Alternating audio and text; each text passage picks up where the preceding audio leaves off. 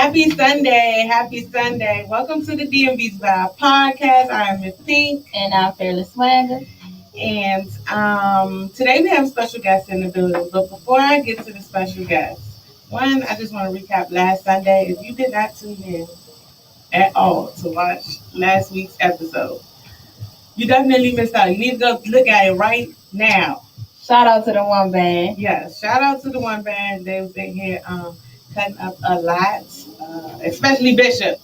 Yes, Bishop. Yeah, he's cutting up a lot, but definitely shout out to the one band and Miss T.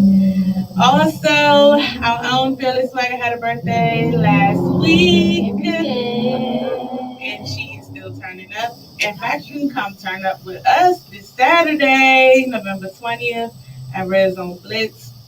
If you don't look on the page on Instagram at the_DMVZ_vibe_podcast, you will be able to see all of the pop-up shops and events coming up this week over the upcoming weeks as well. But to our special guests, today in the building we have Jesse Oldelli.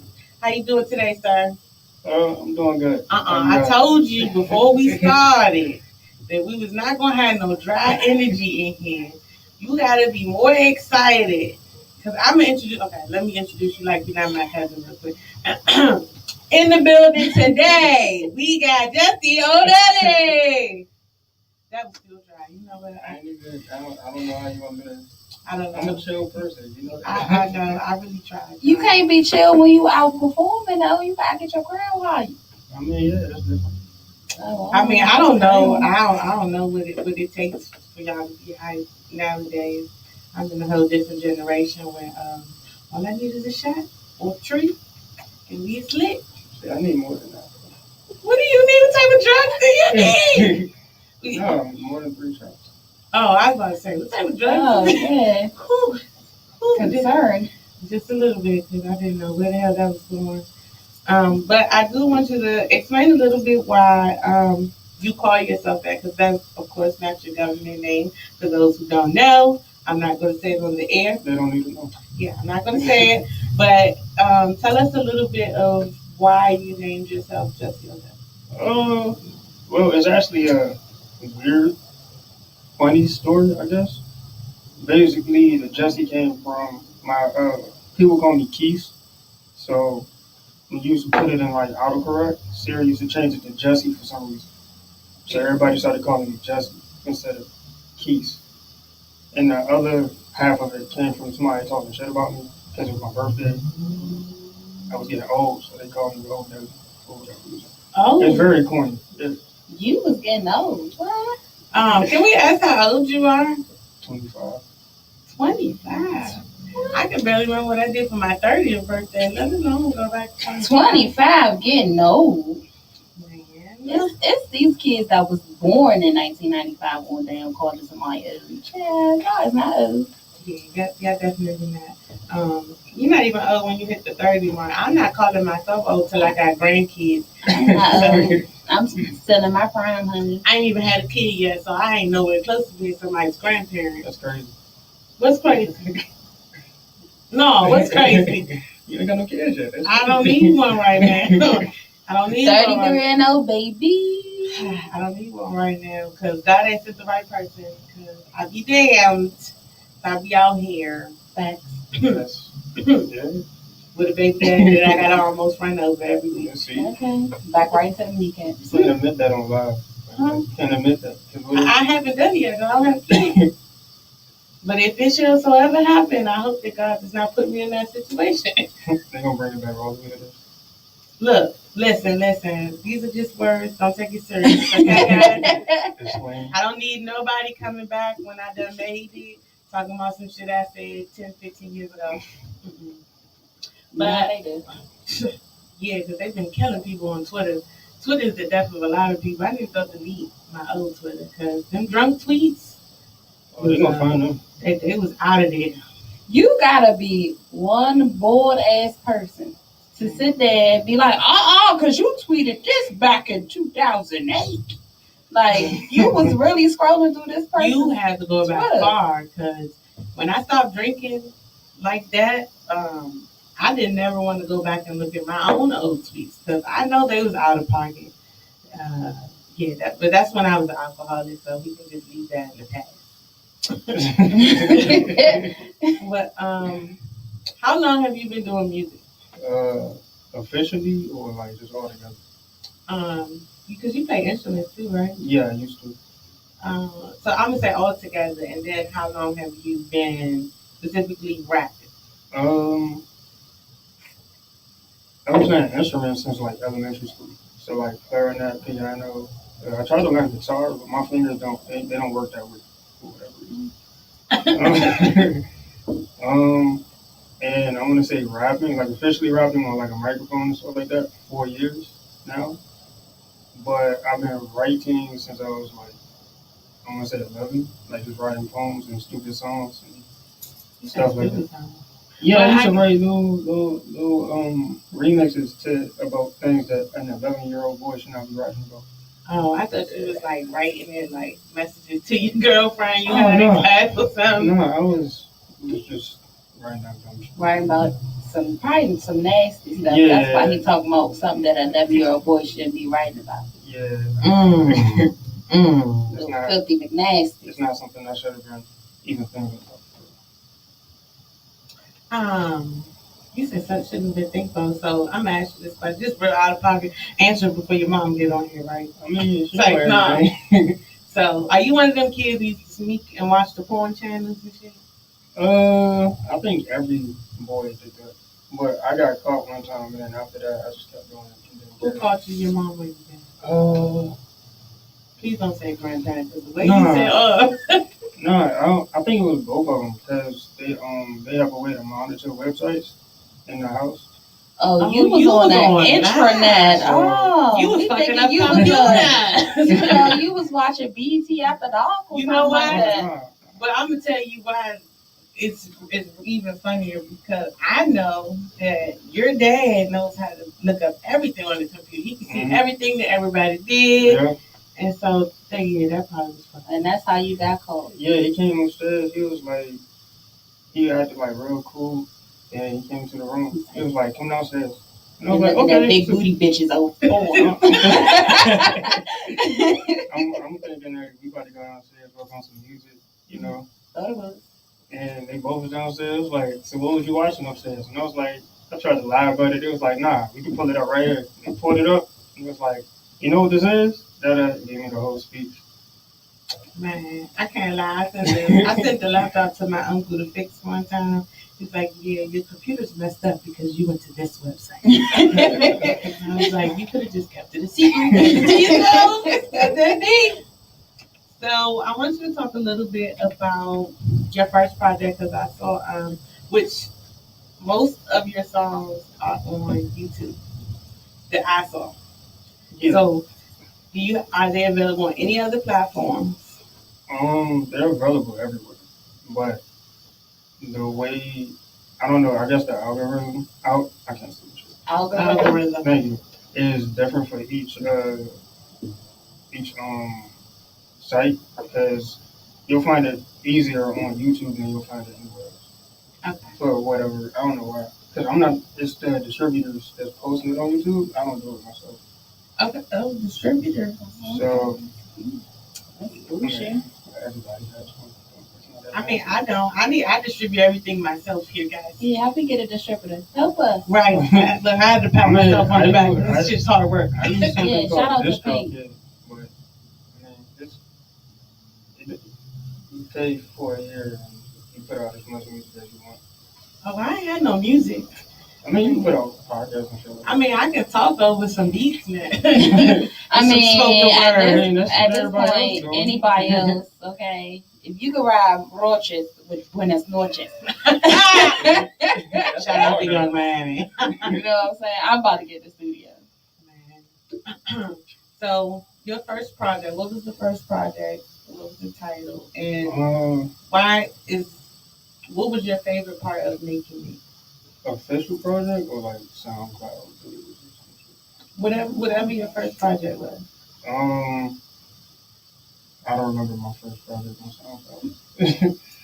But the very first one that I put out on streaming platforms was like Hopeless Romantic. So basically, it was just back when I didn't really know what kind of music I want to make. So I made an album based off of Valentine's Day, and it was like a whole love story. So like each song was like an episode of a TV series talking about a different situation with one girl or like the same girl or some shit like that. So that was my favorite one. The second one wasn't. It was just me putting together some songs. It was bullshit, to be honest. What is your biggest motivation behind making music? Uh, Honestly, it's like therapy to me, I guess. So like, I don't think it's a real motivation to make it. Like, I don't get up and I don't look at things and be like, oh man, I gotta get out this situation, so I gotta rap and make music because there's nothing else I can do. I get up and when I'm feeling some type of way, if I'm dealing with like depressive episodes and shit like that, I go to the studio and I'm sitting there like for about 4 or 5 hours. I might not even write nothing. I might just sit in there and listen to beats, and I'll come back out like feeling different about myself or whatever the situation was. So it's more of a, I guess I want everybody to feel better about themselves because I know I'm not the only person dealing with this stuff. So I figure if I keep making music, even if it only get one stream, somebody listen to that like one stream. So it's like somebody listening, somebody feel it, somebody can relate. So I guess that's my motivation. It's not really.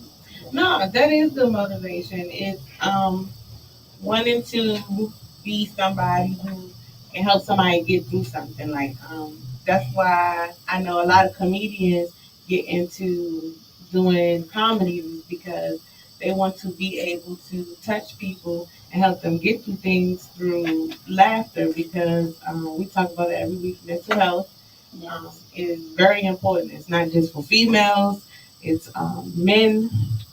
We always focus on a little bit harder because we know society has taught them to be such a strong person that sometimes they feel like expressing themselves or talking about certain things make them weak.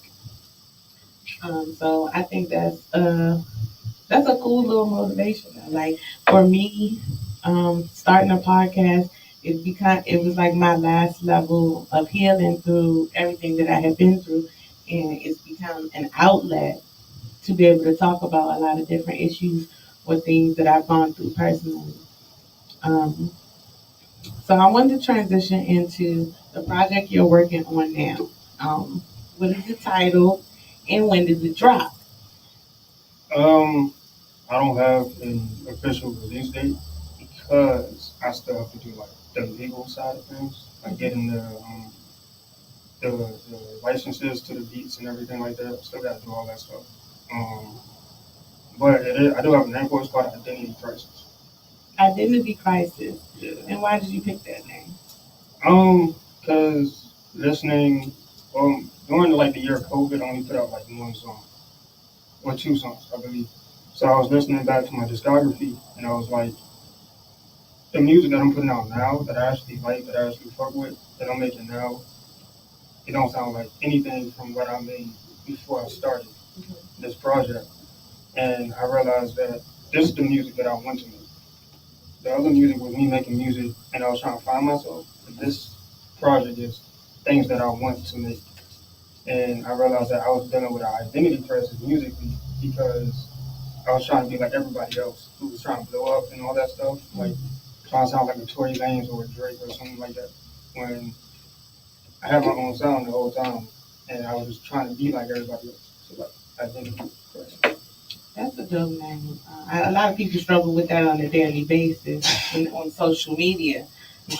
Struggle with the identity crisis because I think a lot of people get confused that most of the things posted on social media are for show, unless you're really in that tax bracket.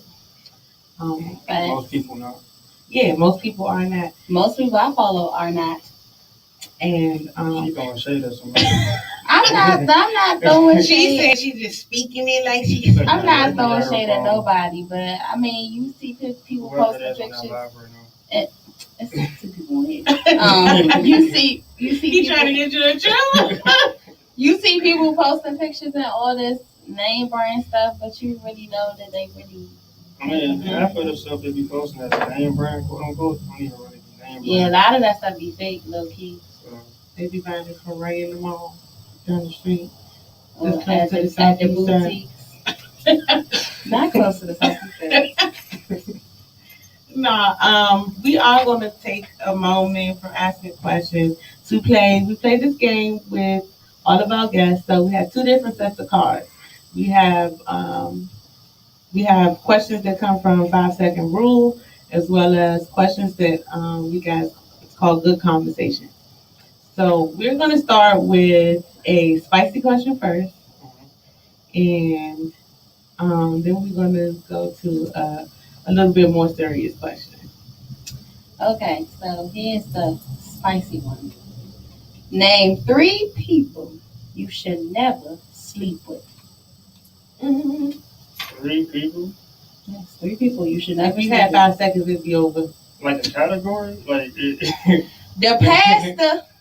Oh, so you mean like that? Yeah, Okay, the pastor, okay. your boss, and your neighbor. That's too close for comfort with the neighbor. Yeah. Who's that? Because I'm going to say the family member. Oh, see, if you took mine, you might as well keep going. Alright, I was gonna say your parents. You definitely should. That made me think about that YouTube joint. Your teacher, and shit, I feel like your coworker. yeah, that can get messy. My second answer is gonna be coworker. your manager or your banker, because I feel like it don't be looking too good when people be mixing business with pleasure. You look at people like Mary J. Blige and her ex-husband with management. Same thing with Tamar and Vince. And Vince, yeah, the husbanger. Yeah, the husband thing. Kiki White had that too with her first husband. Yeah, like We don't recommend. I don't want you to be my husband and my manager, because I feel like you need to separate the two. Like, you need to separate the work and the home life, and I feel like they haven't. In those situations, you don't really have that. Where do you cut that off? Where do you get to the point where you like, all right, I'm not your manager right now, I'm your husband. You know what I'm saying? Like, weird. Yeah, because it'll get to the point where it's like, no, I don't need my manager right now. I need my husband. You know who I watch every weekend that shit plays out with? The fucking housewife. The housewife, yes, Candace and her husband Chris. Housewives of Potomac. Yeah, so that's a whole nother level of ratchetness. Yeah, it's Potomac, Maryland, and none of them. And none of them live in Potomac. I don't. Candace ass live in Upper Marlboro. Okay, that's where she live at. She live off of Old Marlboro Pike. Because every time they be showing the look, they show Old Marlboro. That house she live in, she live up in Marlboro. Giselle, I don't know where Giselle. They might as well say the housewives of the DMV, because they live between Virginia and Far. Because Karen live in Great Falls. I thought she had moved back. She moved back? I think so. I don't know. And what's the face lives in Owensville? Oh yeah, Robin. Yeah. I mean, they showed the areas. Right. If you're familiar with the areas, you can kind of pick up and where I've seen like Great Falls, so I know for sure that Karen at one point in time definitely lived in Great Falls. Yeah, I done had to work out there before. I'm telling y'all, first of all, that is a fucking hike. Great Falls definitely is. But those are some beautiful ass houses. Listen, what? Oh God, you can bless me in the right tax bracket to be able to. No, I don't want a house that big. I do. I don't know who else gonna be in there with me, but I do. I don't want a house that big. Just because I want to be able to afford a maid too, because fuck cleaning up all that house. All right, Fearless, next question. Name 3. Oh, excuse me. Name 3 gross people. It could be celebrity or somebody you know. Specifically somebody you know. Just to make it spicy. I don't really know any gross people personally. My students, because they eat their burgers. Oh, shit. That's crazy. Yeah, I'm dead at my aunt right now. I cannot. She's Dirty Feet. For all my cousins who know who that is. 30 feet. Yeah, because her feet be dirty, so we call her Cheap Birdie. And it's a girl? It's a girl. Oh, God. That's a shame, yo. You supposed to have your feet done. It's crazy. Okay. And had white flip flops on that day. White flip. And the white flip flops was beige. Well, she done took herself down Old Town Road. The people that worked at that Popeyes in Southeast, they got shut down. Yes, Yeah. gross. Look, you still thinking too hard. Right. I'm thinking too hard. Yeah. Let me give you another question. Let me give you. Let's move away from those. He was making his brain work too hard. Nah. I had to. And I would say, you want me to say girls, people, even though I was a big T.I. fan in the very beginning, he's definitely moving closer and closer to the gross category. Yeah, the whole Hyman and Tack thing with his daughter, and I personally believe that him and Tiny was into some other freak nasty stuff. I think all rich people are. I'm just waiting for R. Kelly to tell, because he's telling. It's coming. I mean, I'm waiting for the other people around him to be held accountable. While they watching this nigga go down, nigga, all of y'all played a part in that shit. Yeah, he definitely had he had enablers. Yes. A lot of these people haven't. A lot of these celebrities, low key, they have enablers because these people, the stuff that they doing, it's just not them being involved in it. That's why they got people signing non-disclosure agreements and stuff, because they know what type of freak. Yeah, they know what type of freak nasty stuff these people be on. But don't worry, I'm gonna have NDAs too. If I don't get married and I just got like a forever sneaky link, you gotta sign an NDA. Okay, Oprah said, I guess they wasn't really a sneaky link, but she never married Stan. What's gonna be in it? What's the rules and regulations for that? Nigga, our business, our business. Don't be trying to run tell some shit if your ass get kicked to the curb. That's it? That's the most important thing. Okay. Like, and there ain't no recording. Fuck all of that. I'll keep all the recordings. When it's over, I'm burning it like I'm fucking laptop. There ain't no recordings, so you don't gotta worry about that. If there so ever happens to be, I'm going to keep them. And when it's over, I'm going to burn them. Like I'm left out. That's all I'm saying. Like, all right. That's a bar, by the way. Look, I'm not a rapper. I just got punchlines. Period. That's what all these rappers got. They got punchlines.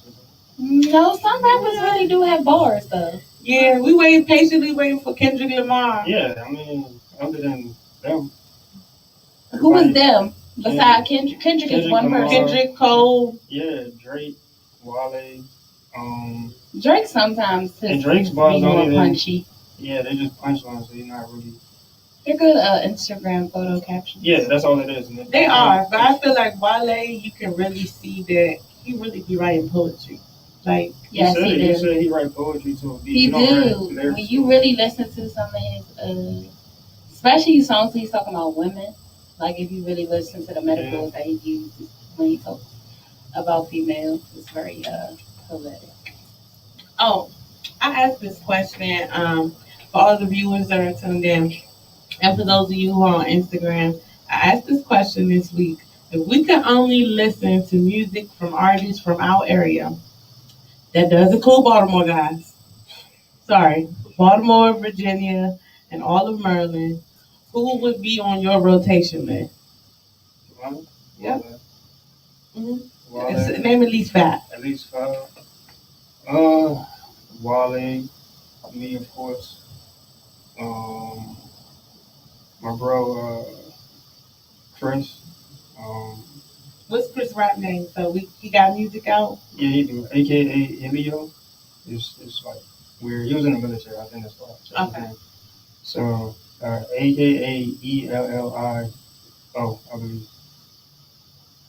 Okay, that's 3. That's 3. My other friend, Trap, he got some pretty good music.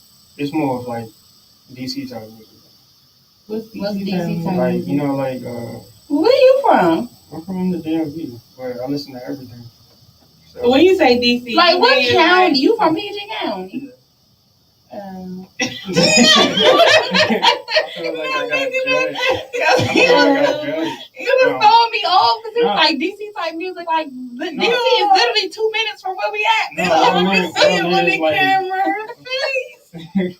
What I mean is like the trap scene, like the trap music. Oh, okay. Like, so I consider that like DC music because that's what you Yeah, because normally- y'all Yeah, that's think like- y'all trap stars in PG County.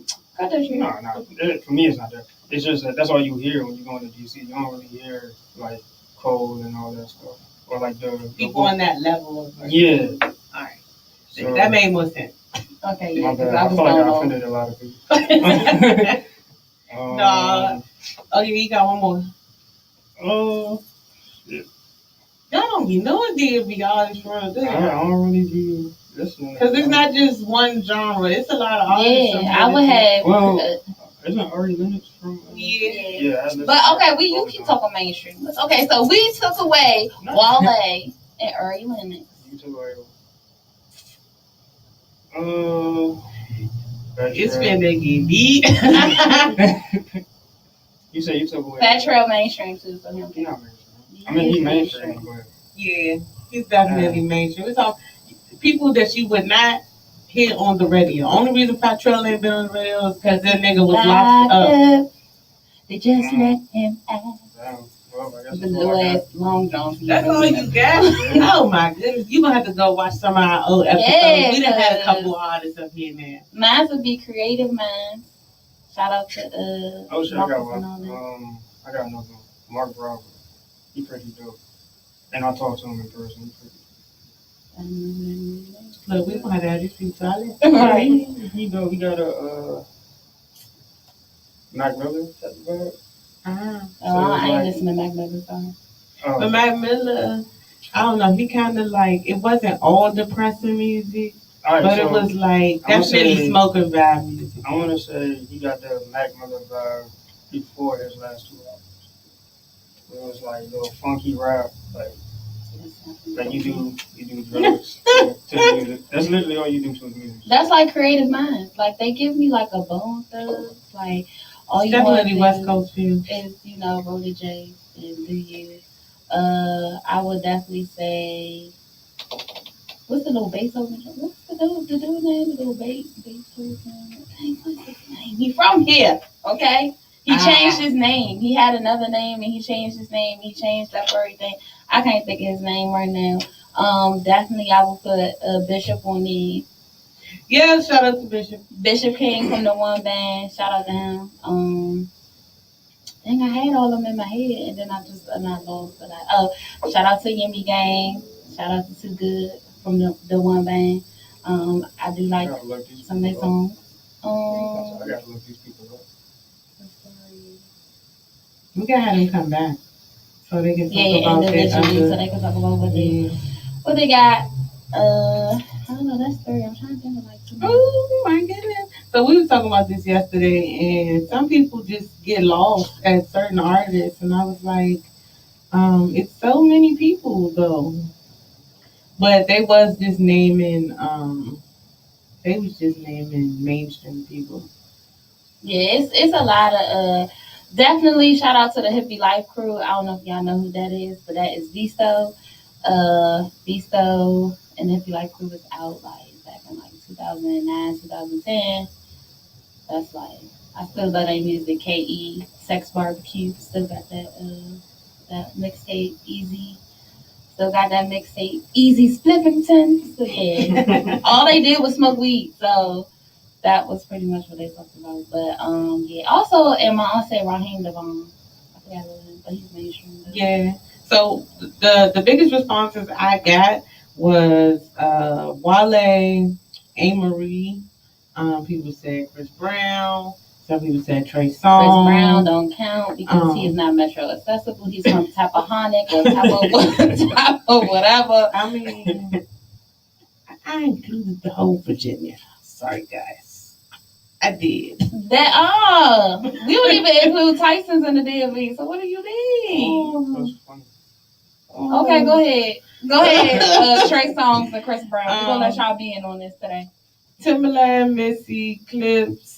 Who else was on that list that they was naming? All Mario.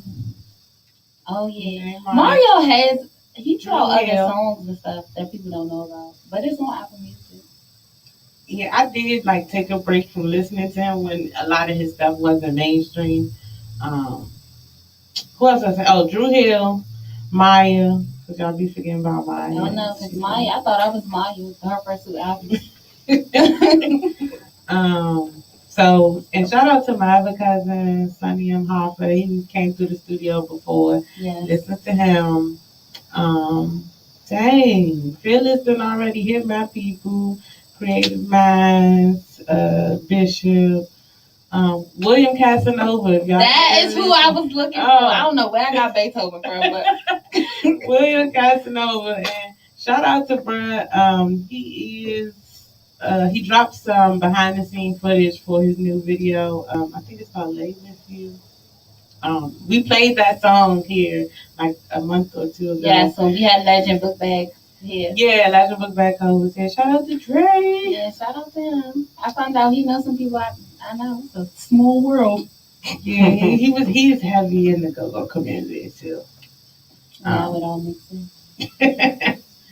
So we're gonna do one serious question at a time. Okay, one serious question. Yeah, you kind of. Oh my. What little things make you happy, and what little things are annoying? Little things that make me happy: music, money, and Money ain't good though. it is when you ain't got none. You be happy with a little bit of money. Okay. Yeah, there you go. And my peace of mind. Yeah, like I don't like drama. I guess drama is the first one for the third drink. Honestly, I don't know if this is small, but I don't like working for people. Like I don't like people in general, but I really don't like working for people. I think nobody at this point likes working for people. No, I know some people that do. I got coworkers they'll be like, yeah, I'm gonna stay here until I retire because I like working. Yeah. What? And I'm like, you tripping? It's a no for me. Definitely not. Don't like working for other people. Yeah, I'm sick of this shit. I like the kids, but listen, y'all. So if y'all watched, I done posted. I started my new job. I'm very thankful, but that shit was highly unorganized. Highly unorganized. I was very pissed off for the first 3 days. Then we had a holiday and Friday. I just had a headache all day. It's a lot of nonsense. But I'm hoping this week will be better. We're going to start with new vibes. I'm just thankful to have a job. That's just where it's at. Because I'm telling y'all right now, these children fitting to be teaching themselves in the next 2 to 3 years. If y'all don't change how y'all treat us, I'm trying to tell you. Because listen, when this podcast take off and I become famous, y'all know the saying about them kids. Okay. They said I ain't supposed to say that because I don't have no kids.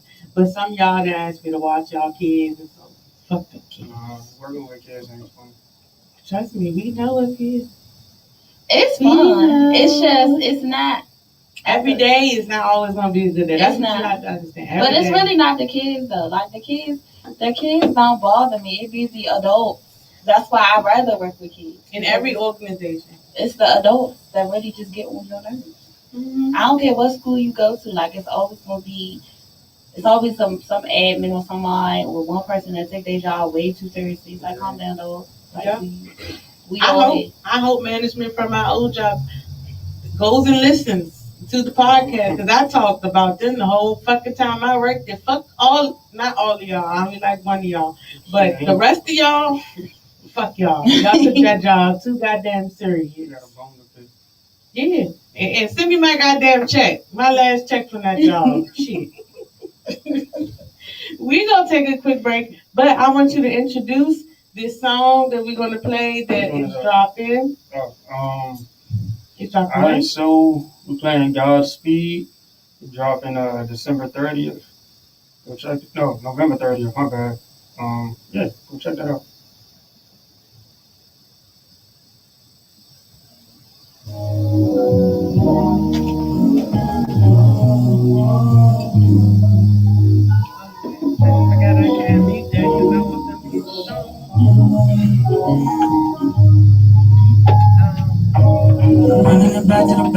back to the bank today. Running it back to the back to the back to the bank today. Running it back to the back to the back to the bank today. Running it back to the back to the back to the back to the back. Running it back to the bank today. Baby, I feel every laugh today. Gotta go try to relax today. Gotta feel out on my ass today. Call for my niggas that passed away. Give me a shooter like Golden State. Been in my bed for some years now. Gotta go out on my tears now. Gotta report on my fears now.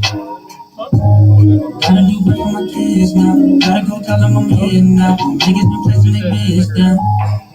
Don't face me, hoes make me, don't love me now. Come through and visit my baby bust down. Fuck with the crew, I can pass on hoes now. Come through parties with horses like it's a hold down. Tell me you lie, tell me you love me, but no one above me. I'm probably the best in this block.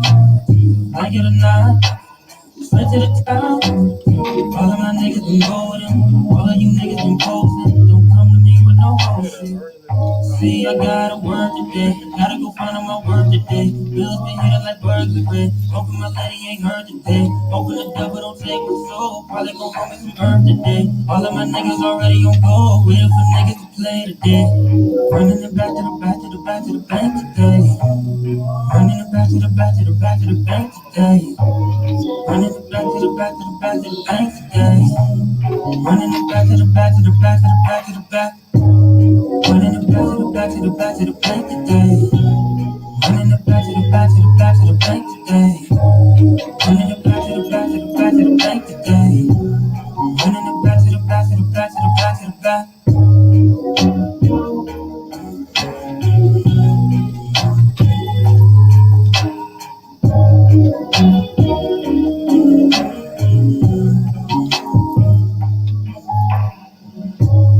Running it back to the back to the back to the bank today. Running it back to the back to the back to the bank today. Running it back to the back to the back to the bank today. Running it back to the back to the back to the back to the back.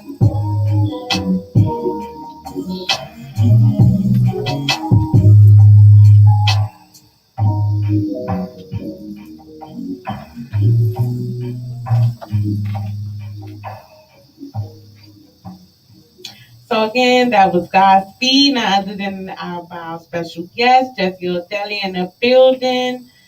We are going to play another song before the end of the day, but to jump back in, Well, just want to say real quick that you got some good reviews on it. You know, someone liked it. They said it's a really nice little vibe to the song. It is. So, since your girlfriend is here in the building with us, one, I want you to introduce her before I turn the mic on. Can you introduce her? What's me? Oh. I'm trying to figure out. I'm trying to be funny. So this is Janae. You said you were trying to be funny. Look, I ain't trying to. I don't want to see you get punched. This is Janae. Okay. I don't want to see you get punched right here in the studio because I'm not defending you. She's not gonna. No. So I'm gonna call this a flashback question. So in the very beginning, when we started our podcast, we talked a lot. Man, listen. We talked a lot about relationships and dating. So I want to ask you, Janae, how is it dating someone who does music? So we can get like the other perspective. That's a good question. She said she got to think about it. Give her a minute. Right. Let me see. There you go. Okay. Why are you just looking? You don't have Right. Like I've never done this. I don't know what to do. It's okay. You can say whatever you want to say. If you want to pop him real quick, we're gonna all close our eyes. Don't put me on the spot. No, I'm kidding. It's a camera right there. Okay. Look, now you're gonna make her uncomfortable and point. It's two cameras over there. Oh, Okay? Yeah. It's two. The ring light. Okay. I mean, it's really like an interesting experience. It's kind of like, especially when there's already like a regular job in place, so it definitely leaves less quality time. I guess sometimes you have to adjust to working and then doing music and then incorporating yourself into their musical process. But it definitely is inspiring and motivating to see him doing something that makes him so happy. And like you said before, it's kind of like his therapy, and I'm all for mental health and mental health awareness and advocacy. So if that's what works for him, then I'm always going to support that. So it's not really a big issue. So, but it's definitely something you kind of have to get used to. I'm sure because I think sometimes people get so caught up in what they see in like movies and they think that it's just gonna be real simple. But when you're starting out music and you haven't reached a certain level, it requires a lot of dedication and work, and it's hard trying to balance what you want, what you need, and still be there for whoever you're dating or the person that you want to be your partner. For you, what is it like for you, Jesse, to date or be in a relationship while you're working, because you have a regular job while you're working and trying to do your music? Um, I want to say it's not as hard as some people may make it out to be. Maybe it might be because I'm not on the level as of everybody else. Where like there's tours going on, and you got to leave your girl back home and all that stuff. But for me, it's not really that hard because I just got to remember to incorporate her into certain things. So like if I have a new song coming out, or if I recorded a new song and I need somebody again, I'm sending it to her so she can feel like she she's the a part of the process and stuff like that. So, That's cool. Have you have you written a song? I'm not gonna say specifically about her, but just while you were dating anybody, have you written a song about them, whether it was good or bad? uh, I have. I've recorded multiple songs for about her, um, but they'll never come out. And she's never heard of me. Those are like keepsake songs for myself to listen to. What do you mean keep Yeah, saying? what do you mean keep saying? Yeah, so like Explain that. basically it's like a bank of songs. So like it's songs, there's certain songs that I've recorded that nobody will ever hear because it touches on subjects that I'm not ready for people to hear about. Then I have songs that I'm just ready to put out, and they're just waiting because I'm waiting for the right moment. But when I write songs about females, or like songs about a female that I've dated or an experience I've had, if it's going too if it's going too deep and I'm not ready to let that emotion out, I'm not gonna put the song up, and nobody's gonna hear it. If it's going too deep, but those, whether you realize or not, anything that makes you feel uncomfortable is really probably going to be the song that you get the biggest response. Yeah, yeah. That's what I put out gospel. Oh, that's the beginning. Yeah, because I don't really be singing like that. So So that was something different for you. yeah, so for me to actually put an effort into like using vocals and stuff like that, yeah, I may have them, but I don't use them that often. And for it to come out sounding alright or better than I expected, it just boosts the confidence of putting out things that I may not think might be a hit, or things that where I might be talking about something I don't really want people to know about. So like in that song, I was talking about a lot of stuff. So Okay. I do want to ask you a question. That's, if you could, the you now could talk to the person that started originally making music, what advice would you give them? don't be scared to get on the mic. You got to elaborate a little bit All on right. it. So when I was cause I've been writing music since I was like, I think I said 11, 12, around that time. So you already know my dad had a studio. We've always had a mic for me to record on. And even when I went to a creative camp, and they had a class for recording music and becoming like an artist and learning how to rap on the mic and everything like that. And I rapped on the mic one time, and I heard my voice, And I was like, yeah, I don't like my voice. This sounds weird. I don't like it. So I didn't record for another 4 years. Oh. So what pushed me back into it is I had the mic already. I had spent the money already on the mic. So it was like I might as well use it. And something happened that inspired me into like a deep depression. So I just started writing songs to like Drake beats because that's what was popping. So I was trying to write songs to Drake beats and shit like that. Yeah, Drake have you calling your boyfriends and stuff. And yeah, that's when I started writing again. And I sent the song to a couple of my friends on SoundCloud, and they was like, yo, it's good. And my dad came around and was like, this is trash. Try again. So he sent me back into the studio. I believe that he said that because he is such an artist. Yeah, so he sent me back into the studio, and he was like, you need to re-record it and put more attitude into it and all that stuff. And it was giving too much Drake. Basically, yeah, too much boo-hoo, whiny wine. It was giving too much Drake. Yeah, I was trying, like I said, on Identity Crisis, I was trying to be something else. That I ain't no Drake ass rapper. So. I'm too sexy for this shit. Yeah, no, I ain't never gonna, I'm sorry, I ain't never gonna make a song like that. That's weird. Listen, y'all wore that song out. Okay. I ain't gonna lie, I'm over it already. I listened to that song literally one time, and then I kept singing it on people's social media. So y'all killed that song for me. Thanks. Yeah, they killed it. We gonna let Phyllis ask another question. Serious question. All right.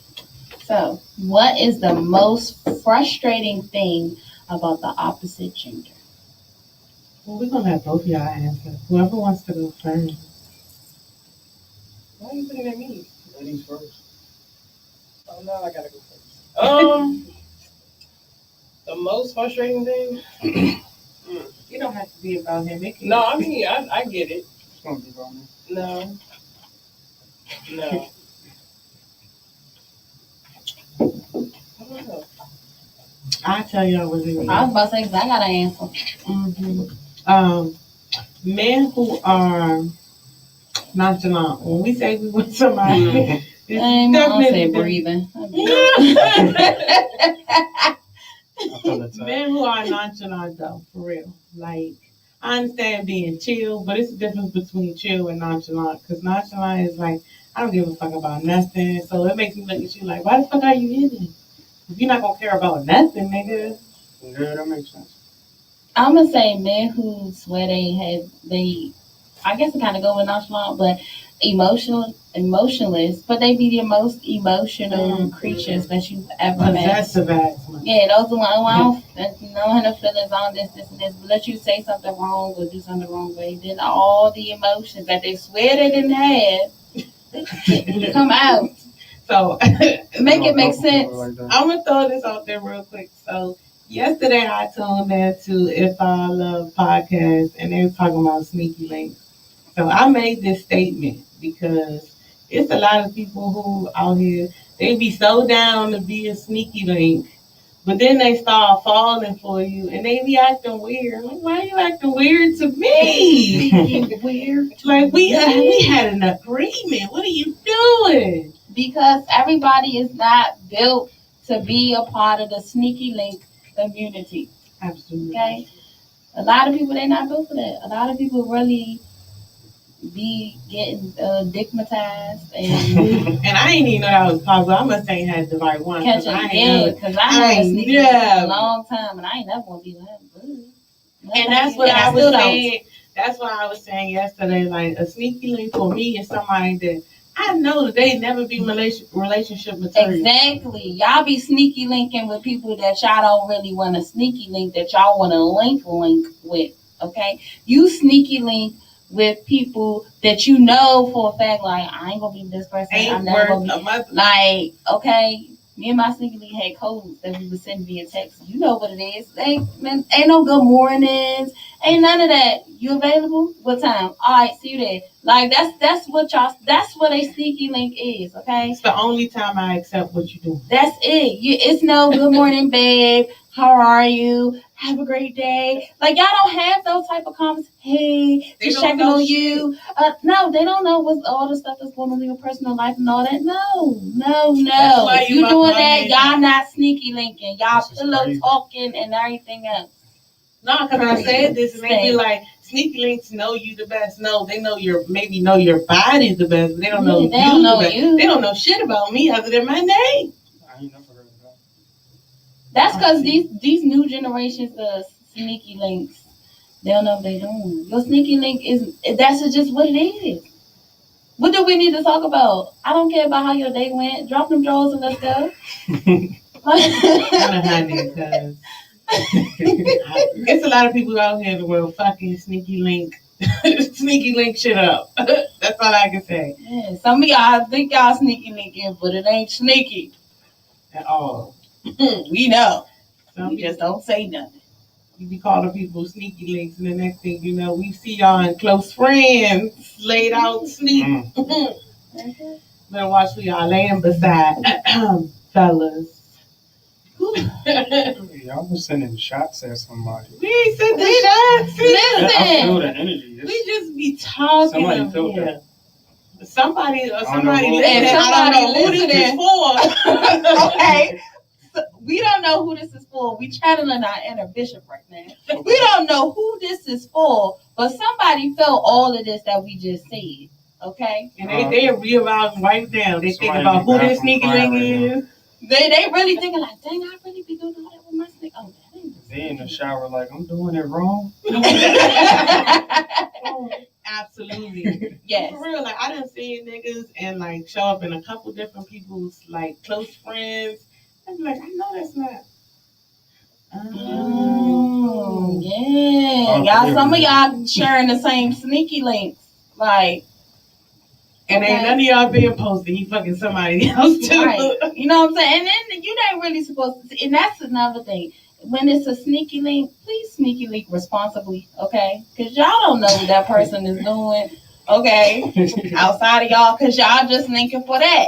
So, you know what I'm saying? It's no emotional attachment, but do it responsibly, okay? Because you don't want to end up with no baby by somebody that you don't even want to be around for more than 2 hours, okay? And listen, don't be trying to sneaky link with a motherfucker you know that's married or in a relationship. Because I advertise getting your ass beat and beating that nigga ass too. I'm an advocate for that. I'm going to be the camera woman. Because he's not leaving his wife, sis. He only leaving her for a few hours to be. Because it's cheaper to keep her. It's cheaper to keep her. Y'all heard that song? I was about to say something, but I should not say that. I feel like somebody in my family's going to hear like, Kendra, why would you say that? Yeah, so you didn't give us an answer yet, Jesse. He looked like he's scared for real. What was a the lot of question? females. What is the most frustrating thing about the opposite gender? Tread lightly now. Nah. I want to say, at least in my experience, it's I don't know how to word it. Just say it, whatever it is, just say it. We're going to talk, we're going to help you through it. Like, the emotions, but I'm not going to say like all the emotions. It's the overly emotional. Yeah. Dramatic emotional. That's fine with me because it is a lot of dramatic emotion. So but everybody's not dramatic. But go ahead. Yeah, no, not everybody. But it's like, because I'm a nonchalant person. I'm not like as nonchalant as the people y'all name and everything like that. It's like, the faces. Like, I'm not going to sit around and say I ain't got no emotions and shit like that. Like, that's dumb. Everybody got emotions. Exactly. But, like, I am nonchalant with certain things. Like, I just don't let certain things bother me. And that's okay. Mm-hmm. And for some people, that bothers them. Yeah, so, people be bothered when you are bothered. And most times, in my experience, it's other females that might be around that. They might be saying things to, like, get under my skin. I'm just like, okay, I mean, go take a shower or something. I don't know. Like, why are you so angry? Go take a shower. Like, you angry bird. So, I feel that shit. Because there's definitely some dramatic people that even I that had a friend or two, I had to like do accountability lesson with them. Like, bitch, it was not that serious. But yeah, it's some dramatic ass bitches. Probably dramatic ass niggas too, but we gonna leave them for Oh no, another day. most definitely. Yeah. Hit them with one more. Okay. Let's see. Oh. The way she said, "Oh, and this must be a good one, guys." What do you think you learned from your friends or significant other? Why you look at her like she been answering for you? What am I supposed Oh, to it's say? just me answering this time? Oh. I feel We like you all should chime answer in, so we waiting on you. You the guest. You go first. From my friends, it's Or significant oh, other. it just I don't know. Okay, so from my significant other, she taught me how to just not care. She added on to the nonchalant. Like, I used to care about a lot of things. Oh, not caring what people think Yeah, about yeah. So I used to think a lot of things about my music and how I perform and shit like that. And she was like, "You better than the majority of people on the radio, so you might as well just shut the fuck up." Yes, it's mine, and I'm sick of sad. it's giving. Yeah, she used to like get on my ass, curse at me and all that shit. That's what you need though, because you so nonchalant. She probably like offsets your personality. Yeah. She quiet in her head, but I know, cause you soft spoken, so I already know. She be like, I mean, she's soft spoken too, but she more. I'm more so I'm gonna let shit slide because that's the type of person I am now. And she's she the one. He said he didn't want no onions on his burger, Exactly. so I'm gonna need you to fix that. I'm the person. I'm like, okay, so that does not mean that she's soft spoken. Exactly. It's not soft spoken. That's not soft spoken. See how I done read that already? I done read your relationship already. So I know it. I know it. Yo, I don't know who this is, but we had a comment that said, J.O. learned to be great from me. Come on, Leo. Asher, shut the fuck up. Dang. Going out the government though? Okay.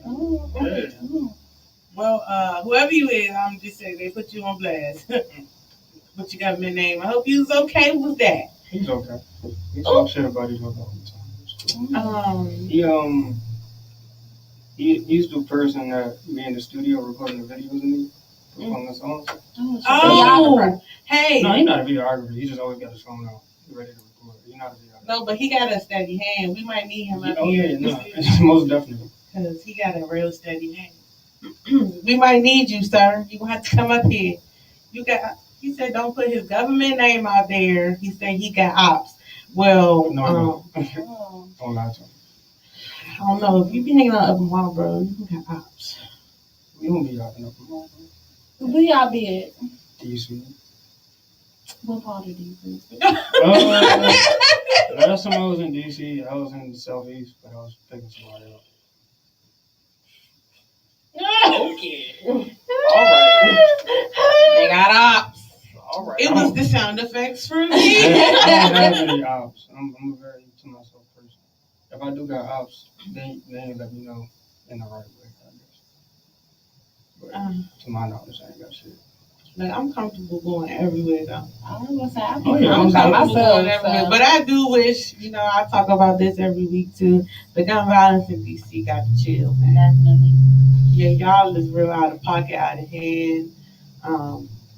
I can't wait till this weather breaks. But while we are in this cold season, I'm gonna be working on the community event for the children in like Ward 8 specifically. But I'm gonna be it's gonna be making its way through DC. I'm gonna be working on it because I can't take watching every day on social media. Like, shout out to Kilmo News because he really do be posting a lot of shit that do not get touched on the regular news station. And so that shit is heartbreaking, especially when it's like children that keep getting hit, or just young people, period. Anybody who hasn't made it to at least 21 years old, like, that shit is sad. Because at 21, to me, like, you're at the beginning of really life. You still probably making some fucked up decisions at 21, but of course, you're an adult now. I feel like, because one, they don't raise the limit for you to smoke. That's the age where you can drink. And you start to be in a space where you make other decisions at 21. And to see anybody lose their life before even making it to that age is extremely sad. Um, so we're gonna transition a little bit to my next question. If you could pick 3 artists or groups to go on tour with, who would you choose and why? Uh, actually have those lined up already. You said 3? You say you have them lined up, like it's in the works. No. Oh, see, I wish. look, you have me about to get excited. Oh yeah, no. If it was, I'll let you know. I guess somebody said Pew Pew and I know both of them. I mean they wasn't arguing. They just was exchanging comments. Okay. Whatever that means. So I'm gonna put them in groups. So I would go on tour with TDE. Hey, but you know who leaving TDE, right? Yeah, Sir Kendrick. Yeah. But he's not leaving until his last album is done. So that goes into tours, merchandise, and all that shit. So when he finishes his last tour, that's when he actually leaves. TDE, Dreamville, and shit. It's not a artist. He a producer, but I would go on tour with Kenny Beats. Kenny Beats is this white. I feel like I heard it. He this white dude. He makes songs. He make beats for like Rico Nasty. He did a lot of work in the DMV area actually. It's funny you mentioned Rico Nasty. I saw something on social media about her earlier. She was performing and somebody threw a bottle or something at her. I think it was like a plastic bottle or something while she was performing. Yeah, I saw the headline, but I didn't actually watch it. And she asked who threw it. And then she actually went into the fucking crowd to figure out who did it. Now, one, I don't condone throwing anything or trying to hit a performer while they're on stage. Because they're human too. And I think that's one thing with Rico Nasty is sometimes she forgets what platform she's on. And the human side of her reacts first. Because I do not want her to turn into fucking Akbar. Akbar is very disappointing. I mean, so is her music, but she is not the queen of Atlanta. She is very like, you already have to overcome so much being a female rapper in the industry. So it's like you got to keep your attitude in check sometimes and let some shit fly. Like you can address it while you're on stage and then keep rocking. But to hop in the crowd, now you putting yourself in jeopardy, your security, and you putting yourself in a place where you can get fucking sued. Yeah. Yeah, because that was messed up. But it's not don't care about self-defense. I mean, they going the person who threw something, they're gonna get aggravated assault. Mm-hmm. Which, when she responds, they could say it's self-defense, but no, you intentionally went in the crowd after this person, so you're gonna get the bigger charge. But I really wish some artists, especially when they're still in, like Rico Nasty has made waves, but she still has a long ways to go. I just pray that her team can help her be more aware of her surroundings and how she reacts to things. Because we don't need no more Akbars or Tommies in the world. And I like we don't need no more anybody acting like them loving hip hop joints, because can't none of them rap or sing, and they always in the studio. You know who personality I kind of fuck with? Suki. I kind of fuck with Sukiana, but she still be wilding out too. She a little wild. That one little video that she got out, that was a lie. I wasn't ready for that music video. Yeah. I was like, whoa, this will be the one. This is graphics for you. This is porn. Like that wasn't a music video. Like, I don't even know who y'all talking about. Sukiana You would probably, if you was ever to watch Love and Hip Hop Miami. Yeah. I'm behind on them, but so the real reason, like, I still record the shit on my TV, but I be just zooming through it to see what the fuck is going on and see if I can find any music from other people because I don't listen to the radio. Yeah, I always watch the reviews when Kendall does it. Hey, I love Kendall. Yes, Kendall is amazing. So when you miss a show and he do the review, just watch a review. Then you done caught up on the entire episode. So he be serving TTO. He do every week. So a lot of times that's what I would do. I just yeah, but the only one on Miami that really to me was important was Trina. So I mean I did like what's her name? I met her. The one that's pregnant with twins now, and I'm pretty sure she's pregnant by the Dominican man. Yeah, you know he proposed to her and shit. But yeah. It's news to me. If you could collab with anyone for your next project, pick one local person, one celebrity status person. One local person? Mm-hmm. What level of local are you talking about? I was about to say, see, you gotta get specific with him because he gonna be like Wale. I mean, that'd be dope, but no. Wale is a celebrity. He's not. Yeah, that's celebrity stuff. He's not local anymore. Right, name an artist, like, so I said Brent Faiyaz. Is that celebrity, or is that like still hometown? I feel like he is celebrity status now. Within the last year, they have played more music from him on the radio. But he is he's definitely on my rotation list. I love some Brent Faiyaz. Shit. I guess Brent Faiyaz would be the famous level from this area. And somebody not from this area. I mean, from this area that's local and not really famous. He's from this area, but he don't live over here no more. He moved out to Boston. But his name is, he goes by Scott Warrell. And I did a song with him recently, actually. And it's doing all right on SoundCloud. So you already worked with him? Yeah, but you didn't say that. You said somebody That's you'll on work his with. next project. Yeah, okay. Because I was like, hold on, wait a minute. I got the loopholes. Yeah, you was listening. I was. What are your interests outside of music? Don't say nothing. No, I'm a very multi-talented person. So sometimes I do video editing. Sometimes I draw. Is there a certain number or is this the most? You can listen. Oh, okay. So we're trying to get people to get to understand and know you better. I work on cars. I draw. Sometimes I try to design clothes, but I never got that far into it because it's the track for me. It's I ain't got the money for it, to be honest. Like the equipment and stuff like that.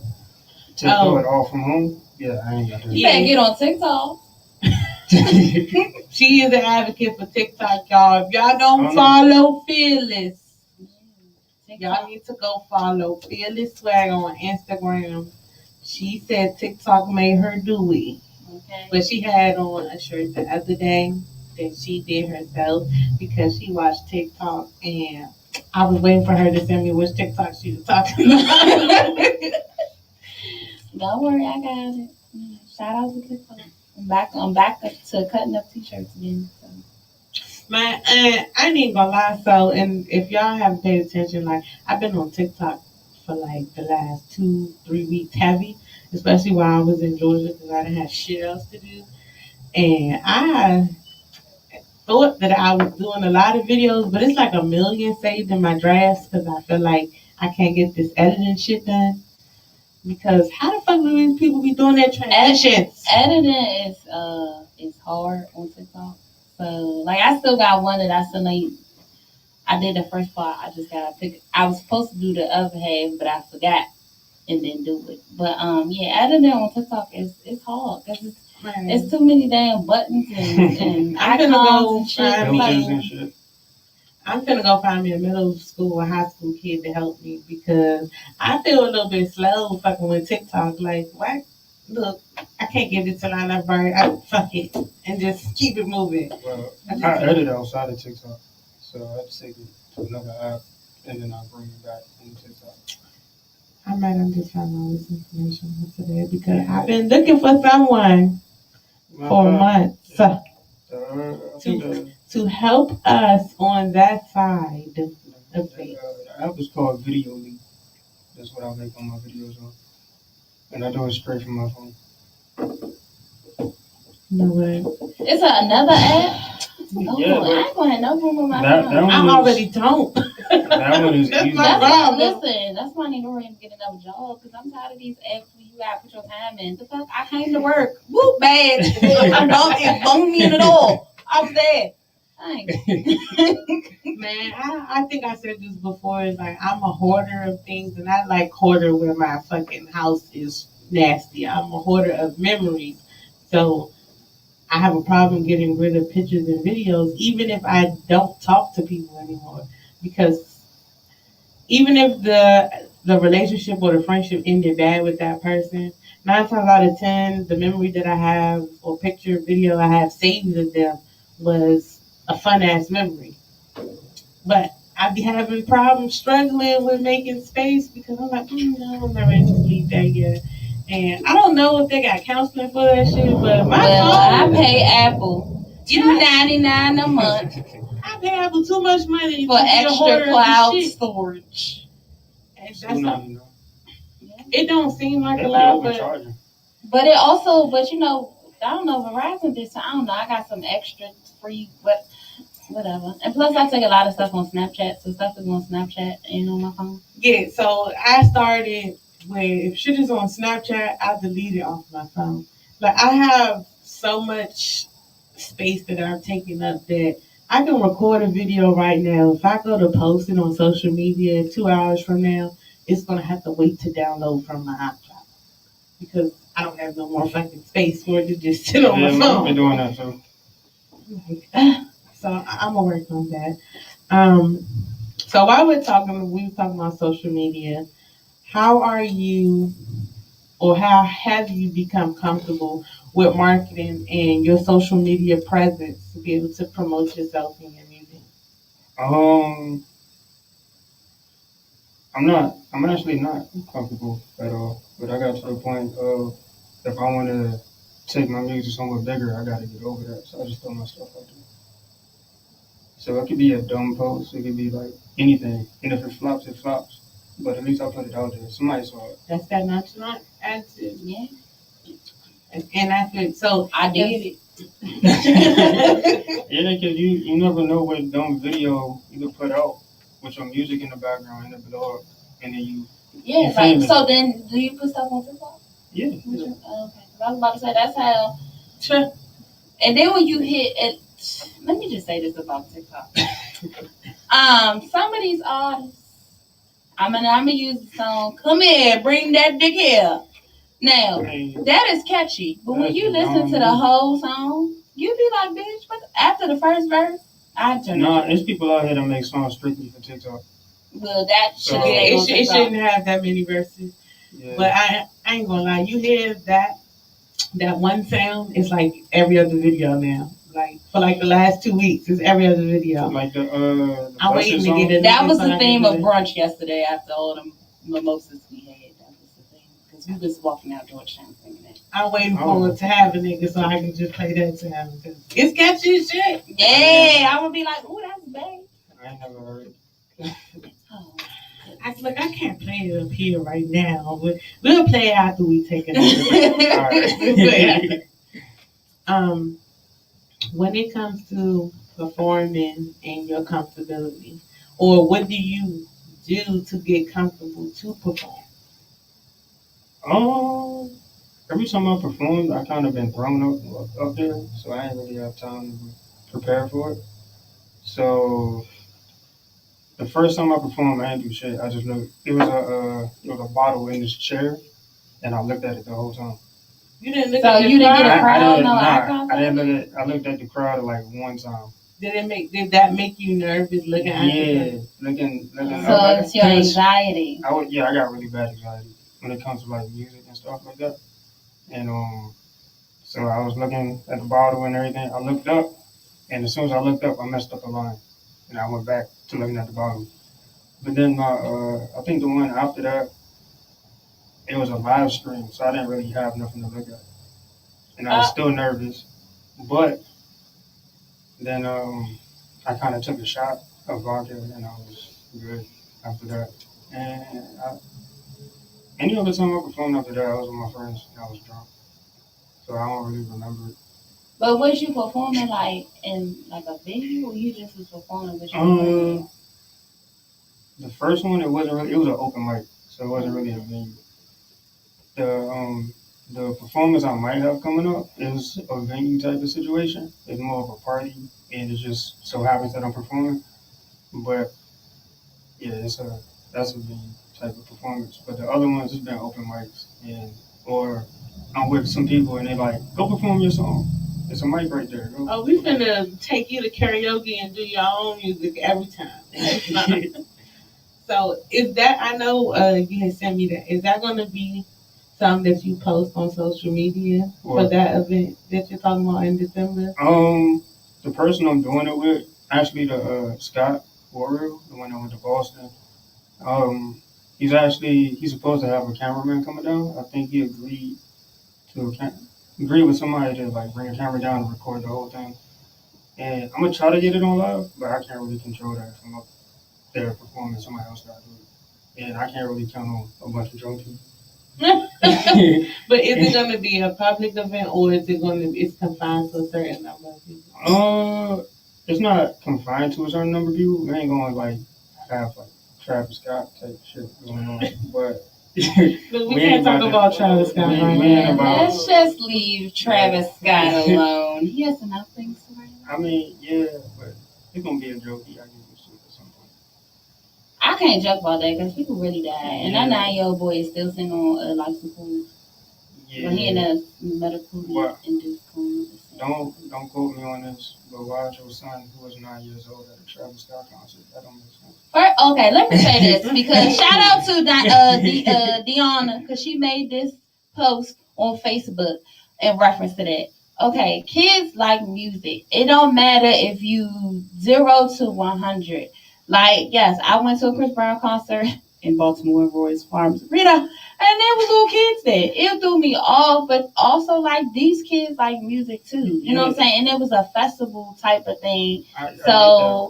I understand people always keep saying, "Oh, it's adult, whatever," but it's music at the same time. You know what I'm saying? And if it wasn't for my dad, I wouldn't even love music the way I do because I was exposed to all types of music from a child or whatever. So, nobody goes to a concert. I don't care if you was 9 or 90. Nobody goes to a concert to expect being killed. But people put so much emphasis on, oh my God, it's a 9-year-old, it's a 10-year-old. These kids go to basketball games and football games. What's the difference? For me, it's not that. It's like the parents should have took the due diligence. If you don't know what Astrofest is, people get hurt.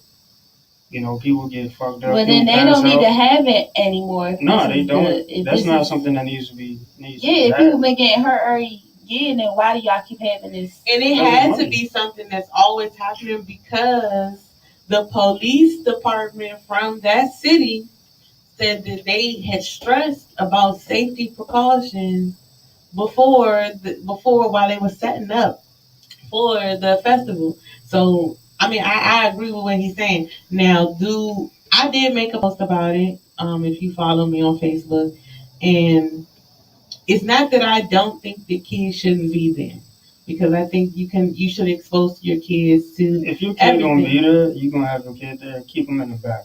He was on his father's shoulder. That's even worse. And so he can see. If I had a kid, I'm never going to do that. We're going to sit in the back. You better look at that jumbo screen because we're not going up there. And when people started running, they fell. Yeah, his dad passed out because I guess he became overwhelmed, whatever. Because it was 2 other people that died because they were trampled to death. Yeah. So it's like you really can't be like, oh, well, I'm going to have my kids sit, whatever, in the back because what if the commotion started in the back while you was looking at the jumbo screen? So it's like you really can't. There is no safe space. The only thing that I ask, like, for my friends who are parents, is that please, one, know the type of audience, whoever you're going to see, know the type of audience that they bring. Yeah. That is super big. Because I talked about this, remember, when the one band was here, is certain bands right here in DC have different crowds and different audiences. That's why I go to certain people's shows. Yeah, and I will, like, I love the music, but I will not go see certain bands, and it's specifically at certain venues, because y'all crowd be doing a little bit too much. So I feel like it's very important when you're going to see some of these celebrities, when they have these, or to a music festival period, really pay attention to the audience that they attract and the history of those type of festivals, because it does play a part, especially when you're trying to expose your child into something new. You do not want to put them in a trauma experience, or we can't predict the future. We can't predict what's going to happen at these events, unfortunately. But do your part to be diligent in thinking ahead of how you can avoid certain situations. I know I have been to concerts that I'm like, I really wanted tickets to be right up front, but thank God I wasn't, because they was tripping down there. Like, security was knocking motherfuckers out in the front row. And I was like, ooh, sucks to be them, but let's turn up. But no, that's real shit though. And our prayers go out to the families who lost anybody who attended the Astro World Festival, and definitely for that child who is still on life support. As well as goes out to Travis Scott. That's a lot to place on a person who is still a human being, to try to hold him solely accountable for what fans did. Yeah, there's a lot that played a part into it. We're gonna transition to Fearless. Do some more. Do a serious question.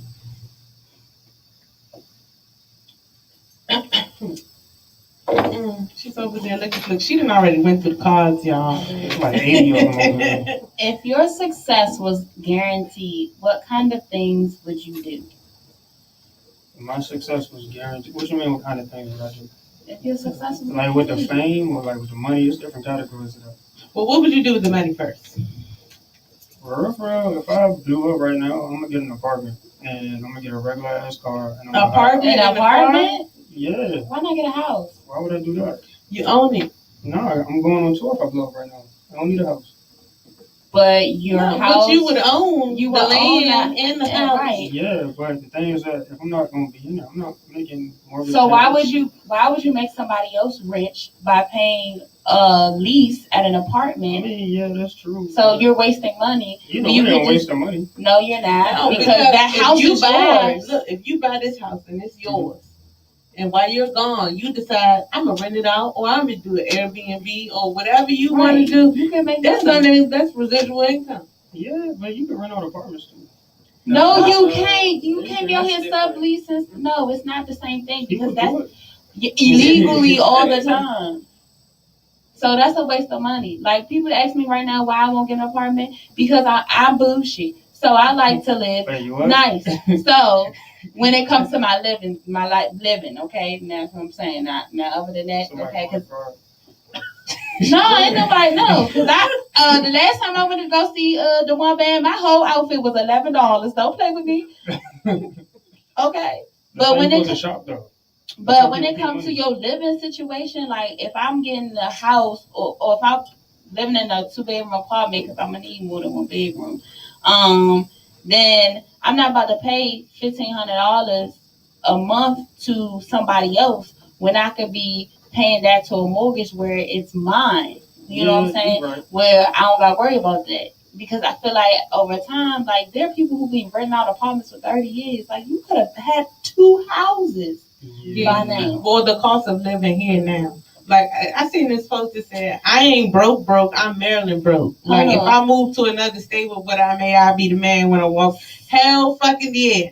So somebody said, he right though. Look at the dumbass Island Boys.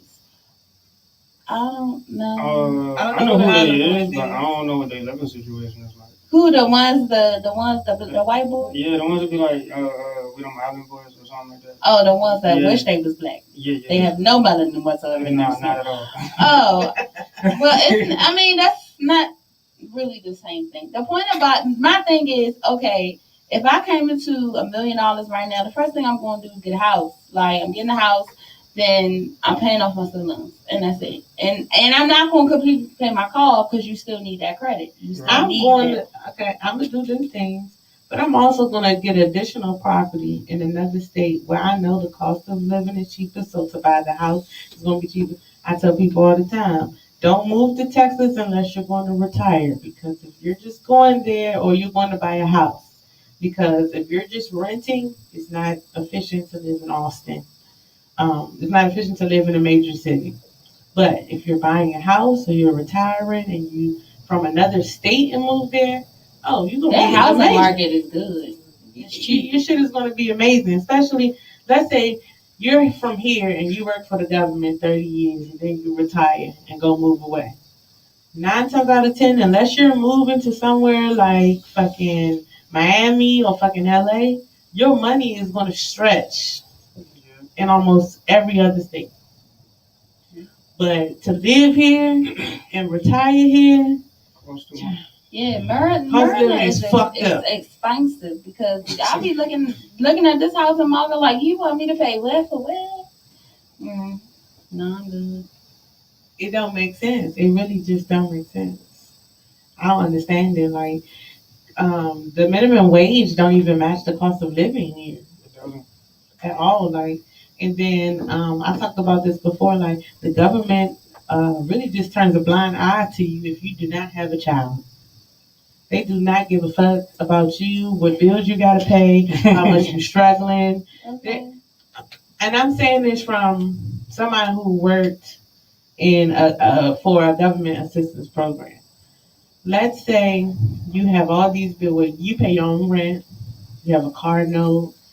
You pay your car insurance. You have let's say you don't even have cable, but of course you have to pay for your utilities separate, and your cell phone bill. Then you have to pay for gas in your car. I'm gonna tell you exactly what they look at if you're trying to get food stamps. They're gonna look at your gross income, which none of us fucking see. I want them to stop looking at that shit. I don't see that goddamn number. Yeah, when none of us fucking see that. Then they count, they give you credit for your rent, they give you credit for your utilities, and they give you a little credit for either your house or your cell phone bill. Outside of that, they don't give a fuck what you pay for the cable bill. They don't give a fuck what you pay for your car note or your car insurance. So they in their mind, they're like, oh, well, they have this extra money. No, the fuck we don't. Yeah, listen. No, we don't. Gross income. First of all, I don't know who came up with that, but literally everything that you do, they always ask you your gross income, and it's just like I don't see that money. Okay, if I'm contracted to make 55,000 after taxes and all that, I'm really only going to see 49 of that. Okay, so that's the number that y'all need to go on. Okay, because the government, for those of us who don't have children, they're gonna take about $5,000 to $6,000 from you. Period. Okay, and that's just federal. We ain't even gonna talk about how much the state gonna snatch from you. Okay, so that whole gross income, that shit dumb. Because as a teacher, I want some damn food stamps. Give me some damn food stamps, okay? Shit, I'm tired. No lie, because even when I worked there and I didn't make shit, fuck them. But I did not qualify like for nothing. Like, yo, what do y'all think I'm supposed to live off of? Like, if it wasn't for the pandemic, I would have exhausted my leave halfway through the year, because who got gas money to keep going to Annapolis? Nobody. Like, that shit is fucking ridiculous. Yeah, gas getting Joe, why the fuck is gas so high, Joe? Joe, forgive these damn student loans, Joe. Hello? Kamala, are you still alive? Like, what girl, the fuck? where the fuck you been at, sis? We lit. You been a blowout or something? Child, she done went back to California ahead because We did it, child. We bamboozled America. Even though we already knew what was up. Yeah. Let me just say that. We had to pick the lesser of the two evils. I couldn't deal with enough 4 years, but you know who I ain't gonna say that person's name. Yeah, that name is not allowed here. But gas is getting too damn high because I drive a Honda, so it shouldn't cost that much to feel like. I got a Nissan. Okay. I don't understand how $22, maybe $25 to fill my shit up. Now I'm pretty close to like 40. Yeah, I'm at about 31. I do not like this shit. And I don't ride around on empty, y'all. I don't ride around to my gas. Like, come on, I'm not one of those drivers. I am.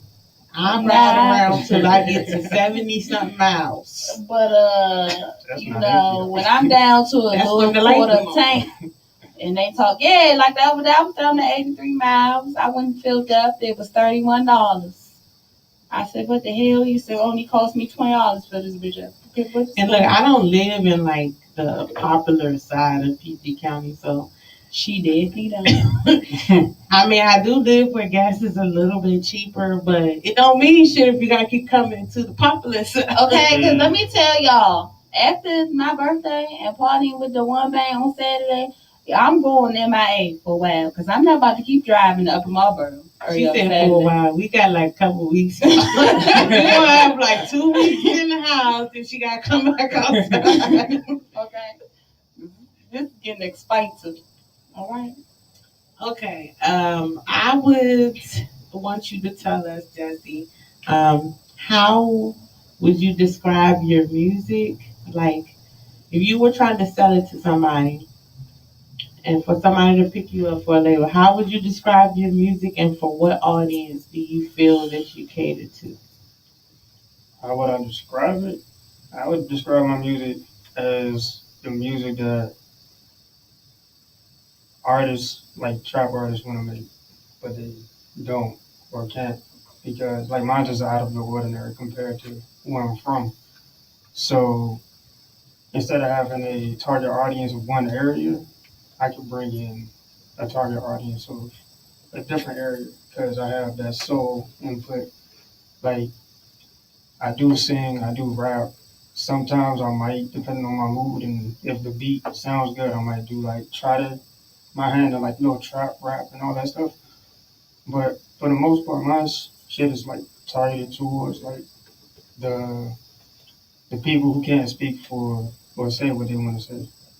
Like, say you feel like you gotta floss all the time, but in my songs I'm talking about bills been hitting like burglary.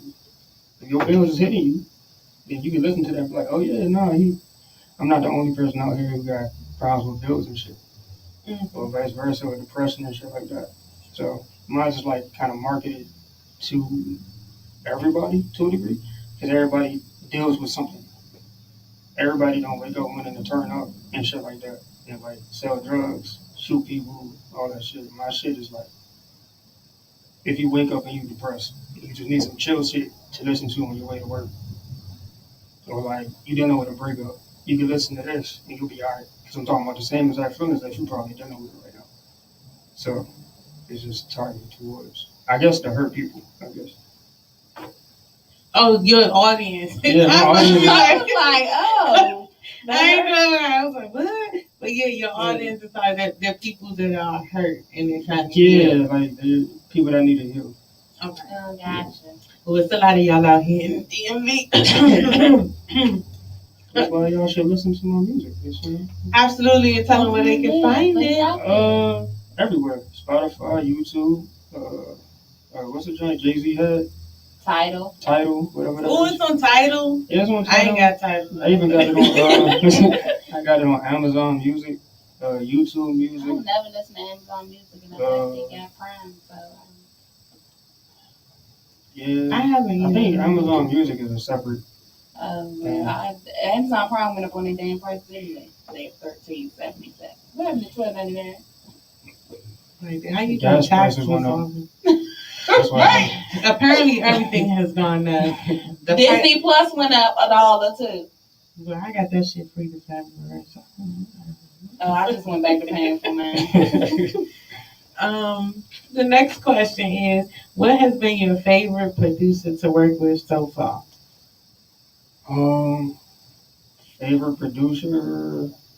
I haven't worked like directly with him, but it's this guy. He on YouTube. He goes by Lucas Quinn. Majority of my songs off that album he produced, but they're like YouTube beats. But they're like really good. Like they high studio quality, radio quality beats. Have you done any beats yourself? When I was in high school. At the studio at the house? No, I did it at school actually. So we had MacBooks. None of your songs that you currently have is all other people's beats are doing. Mm-hmm. Yeah, because I don't know why. I just haven't had the ambition to really get into it and learn how to make the beats. Like I know how to like the basics of putting things together and shit, but the intricate parts of like layers and shit like that and plugins and shit, I haven't gotten to that. Just because it's very tedious. I know it's very tedious. Yeah, 'cause that's what my little brother, my little brother in Georgia, he actually did just about every beat to every song that he put out, and he's done like over 30 plus songs that some he hadn't released.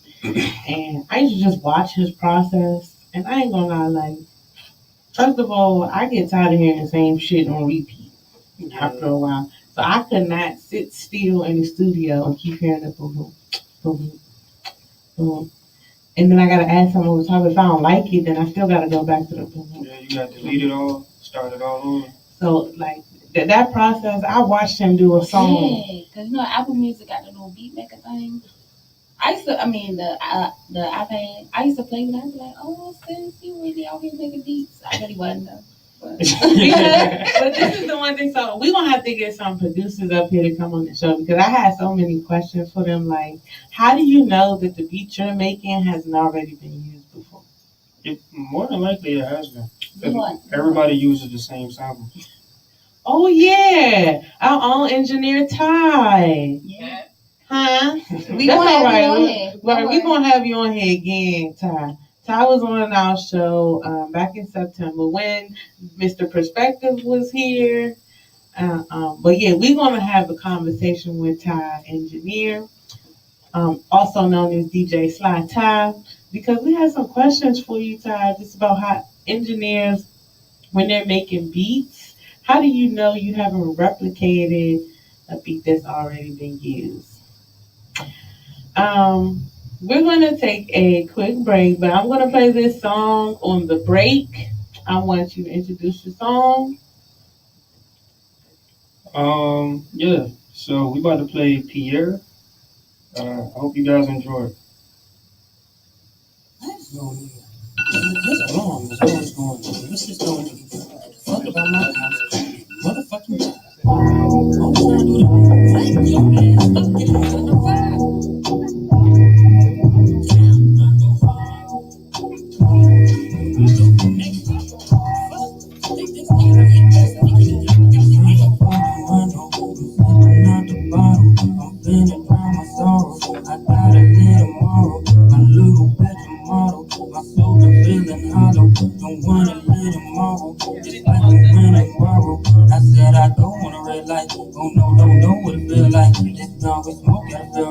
Oh no, my cup don't feel like can't love no hoes that don't feel right. Shoot water hoes in the head right. We finna go on a late night. We finna go on a road with the pole. Oh no, keep it low.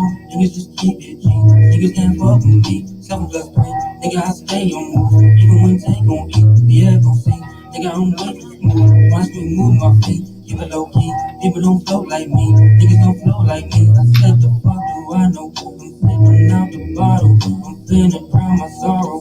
I got a little moral. My little bitch a model. My soul been feeling hollow. Don't want a little moral. Just like to rent and borrow. I said I go on a red light. Oh no, don't know what it feel right. This dog we smoke gotta feel right. Oh no, my cup doesn't feel like. Can't love no hoes that don't feel right. Shoot water hoes in the head right. We finna go on a late night. We finna go on a late night. Finna go get it, go get it. Think about running them digits. Bending your own like a pepper, my soul with the million. It's not like a midget. I dream about dollars on dollars on top of them dollars. My flesh won't be stacked to the ceiling. You really don't want to.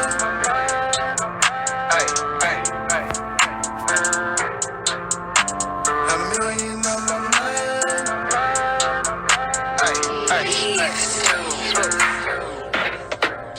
Hey, smooth to the gang with it.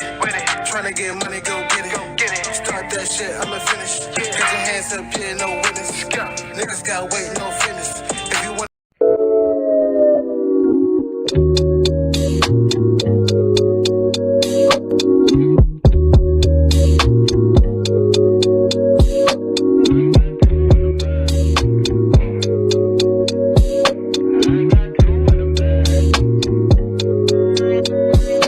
I got two in the back. Finna bring a friend to the back. Baby came through with a knapsack bed in the back. Then online, then you just watched a snippet of that song was kicking it, right? Yeah, just kicking it. So you watched a snippet of that song, and plus you probably heard the beginning up here. I can't let y'all get everything online. I can't let y'all get everything, but we're gonna let Phyllis ask one more question, and then how we usually end our show is I'll let you wrap up with how people can reach you, any upcoming events, as well as we always do wisdom or word of the week. And Miss Janae can participate as well for the wisdom of the week. All right, this is the next one. So, what is a common trait in all of your friends? Common trait and all of we all have the same sense of humor. So like jokes that we can say out in like around us, we probably shouldn't say out in public. So like if we said it around y'all might not laugh, but we'll be cracking up. Oh, so you have a sinister sense of humor? No, it's not sinister. It's not like we saying bad shit about people. Yeah. We just say. Oh no, it doesn't have to be bad about people, but it's getting sinister. Nah, like we'll be honest about things. So like, sinister. Okay. Or like some of the jokes I'll say. If I said it at work, I'll be fired. Yes, a lot of.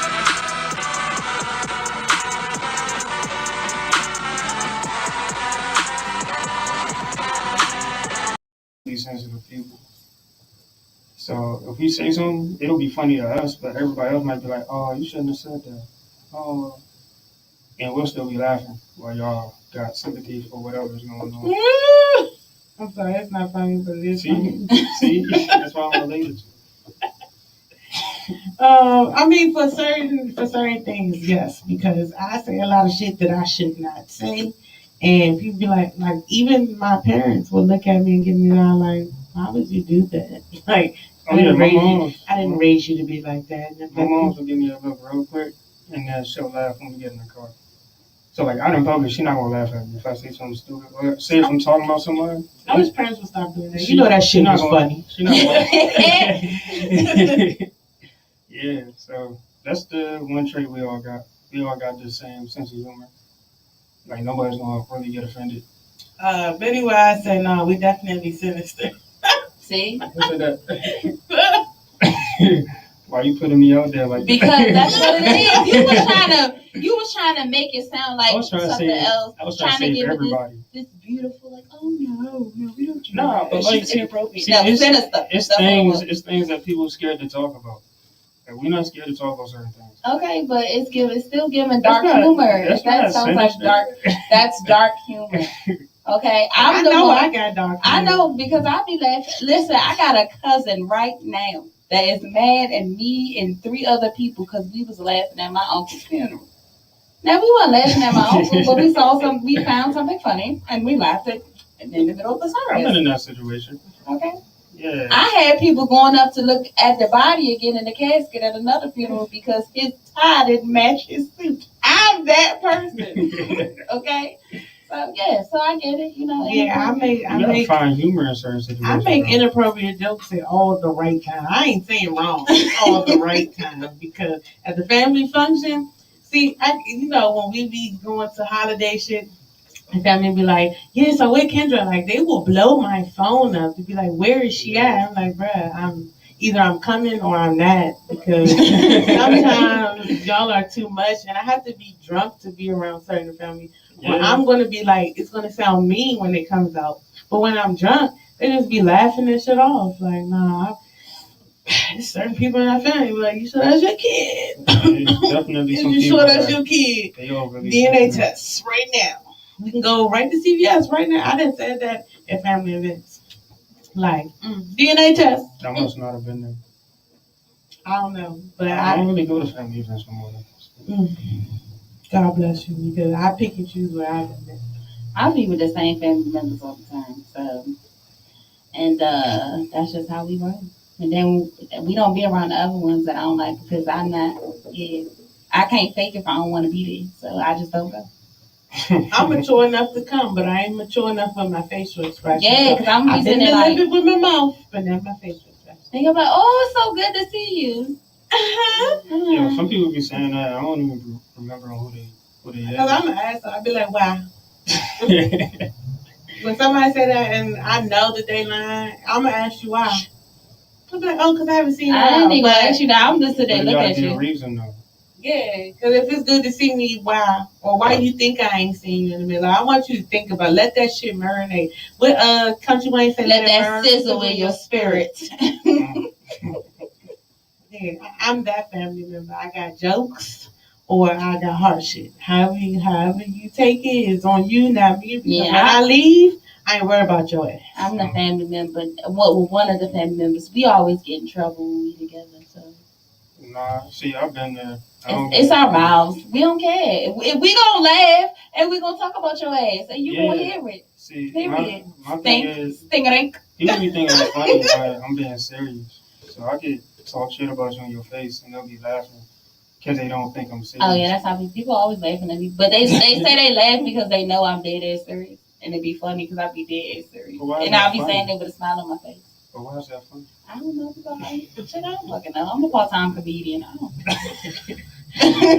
Child, if I knew I could make it as a real comedian, not be a starving one. I'm telling you, so serious. It's better than a starving rapper. Man, all of it's starving, so You gotta stop. it's levels to the shit. It's levels to the shit. I'm a starving teacher. But yeah, so we end our show with words of wisdom. We're gonna start. Are you ready? Because you looked at me like, don't start with me first. Oh, you want me to be wisdom? You want me to give some wisdom? You want me to be wisdom? Yeah. You can be whatever you want to be. Yeah, I want to be wisdom. All right, middle child syndrome. The best wisdom, advice, or whatever I could give you, don't let this social media shit like keep you from doing what you want to do. Woo, that's good. Girl, you stink. For a while, I used to look on social media and see other artists doing shit and be like, yeah, nah, I want to be like this, or I want to be like that. But the moment I took a step away from it and realized that my shit that I put out actually does do some type of numbers, it might not be like celebrity numbers and shit, but people do listen to shit from the real shit that I put out, and wasn't trying to make a trendy song or some shit like that. That's when my shit started going up and I started getting more opportunities and shit. So don't let social media think you gotta be like something or follow a trend to blow up and shit like that. Woo-woo. Okay, Miss Janae. Thank you for coming through to Miss Janae. Your words of wisdom? My words of wisdom would be, in a world that's so fast-paced and moving fast, like, do not be everybody's superhero. Take some time, be yourself, do what you need to do, because everybody gonna have their own problems, but you also got your own problems. So make sure you take care of yourself first. Ooh, okay. Man, I'm supposed to go through. behind those Preach, two. right? Because I ain't got shit in my brain. Okay, boys, okay, hold the poo. That was a lot. All right, y'all. Well, today is Sunday, which means it's a new week. Which y'all, we really only have like 6 weeks left in this year. So if you feel like you haven't, quite made it to where you want to be, you still got time. I do not believe in New Year's resolutions. I believe starting when it's time to start. So don't wait until January 1st, 2022 to get started on whatever you haven't completed yet in 2021 because you still have time. As y'all all know, with it being the end of towards the end of the year, I know I'm always talking about self-reflection and just reflecting on things. This would be celebrating my birthday this past week. It was a lot of reflecting. Grateful that I wasn't where I was last year as far as mentally and emotionally in a much better place at 33. Even though I went into 32 feeling good, but 33 is going to be even better. But again, It's a divine number. So. 33, But yeah, start now. Don't wait. Don't feel like that you have to put stuff on the back burner. Start now. Look at those goals. I write my goals down. I have a whole book with just goals, and my goals are broken down into categories and a subcategory. It's weird, y'all, but it's full of different things, and I actually use it as a tool to help me achieve that one goal because I broke it down into several steps. So don't think that when you make a goal that you can it's levels to this shit. So you can make different levels to help you achieve that goal. Okay, maybe one day I'm gonna teach y'all how to do that. But anyway, start now. That's what I'm at. I can tell she a teacher. And remember to always live fearless. And make sure that y'all pull up on me. Pull up on me. This Saturday at Red Zone Bliss, y'all. Okay, y'all, live fearless. Yeah, so if you don't know what Red Zone Bliss is, we both posted on our pages. The podcast page, Phyllis' personal page, my personal page, which I did something different the last 2 weeks. I made it public. Ooh, God bless me. Because I'm telling y'all, if y'all haven't seen the most recent videos I posted on, I'm gonna say is please stay on my DMs because you're gonna be on. You're gonna become a new video that I'm gonna talk about. And you do stupid shit in my DM. I don't care who you are. I'm not scared of you. All I'm gonna say is don't do stupid shit in my DMs. My wisdom of the week would have to be use your time wisely. Don't waste your time on small-minded people, whether they are your friends or family. Somebody's always going to have something negative to say, and 9 times out of 10, it speaks directly to the fear that they have for themselves. So use your time wisely, be productive. I hope you have a great week. You definitely pull up on us. On Saturday, November 20th. Doors open at 8. The one band plays at 11. Sticks click at 11. It's $10 to get in. There are also going to be some other events coming up. You got to go to the page. You got to go to the Instagram page to see what those events is. I know I've been slacking on my Black businesses. Don't worry. We got y'all. It's been a lot going on this last month, but I got y'all. I'm going to get back into my groove. So if you are a Black business owner or if you want to spotlight a Black business, please send it to one of our DMs and we will definitely make sure that we talk about it and get y'all on the show. Also, on Thursday, November the 18th, we will be on Coaches Don't Play podcast. They are going down the rabbit hole on Thursday, so you can catch us with them. If you don't know who they are, they definitely came through our show on Halloween for the Ladies Takeover. So make sure y'all tap in Thursday. They will be live on Instagram for Down the Rabbit Hole. Shout out to Coaches Play, Coach Mia and Coach Britt. Thank y'all for tuning in to Next Level Radio and the DMV's Vibe Podcast. We love y'all. We will see y'all next week. Bye, y'all. Running the back to the back to the back to the back today. Running the back to the back to the back to the back today. Running the back to the back to the back.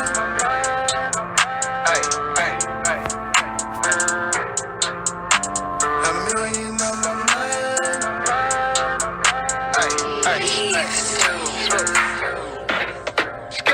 smooth to the gang with it. Tryna get money, go get it. Start that shit, I'ma finish. Get your hands up, yeah, no witness. Niggas got weight, no fitness. If you one of y'all nigga go get it. Stand out, nigga, misfit. Keep the money, man, yeah, I'm gon' get it. More stripes in the fucking highway. No time for my nigga J-Way. They keep looking, nigga, replay. Nigga, money stack, yeah, all day. Boys in the hood like Trey. Got more work than a resume. No shortcuts, took the long way. All white, no KKK. Started from the ground, rockin' hood, MGT. Take that shit back like it's 1993. Wild boy, tatted gang in a centerfold. Turn the next page, you see us in